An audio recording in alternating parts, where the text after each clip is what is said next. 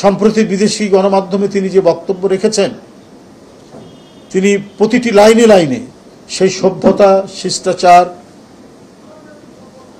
রক্ষা করেই তিনি দেশে বিএনপি ক্ষমতায় আসলে কি করবে সেই অঙ্গীকারগুলো অত্যন্ত সুস্পষ্টভাবে বর্ণনা করেছেন। কারণ তিনি শহীদ রাষ্ট্রপতি জিয়াউর রহমানের জ্যেষ্ঠ পুত্র, তিনি দেশনেত্রী বেগম খালেদা জিয়ার সন্তান। এগুলো আমাদের আরো বেশি করে চর্চা করতে হবে, জানতে হবে, এবং আমরা সেইভাবেই আমাদের কাজ করতে হবে। আপনারা অনেকেই,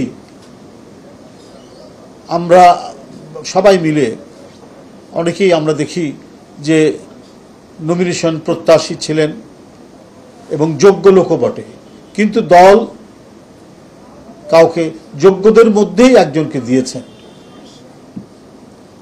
তো সেটা অভিমান থাকতে পারে, সেখানে কথা থাকতে পারে, সেটা ভেতরে হবে, কিন্তু আমাদের খেয়াল রাখতে হবে যে আমরা রাস্তা ঘাটে বিভিন্ন জায়গায় এই না পাওয়ার বেদনার একটা যদি আমরা বিশ্রী রকমের একটা অযৌক্তিক কাণ্ড জ্ঞানহীন আচরণ করি, তাহলে আমরা জিয়াউর রহমানের আদর্শকে অনুসরণ করা হলো না, দেশনেত্রী বেগম খালেদা জিয়ার আদর্শকে অনুসরণ করা হলো না।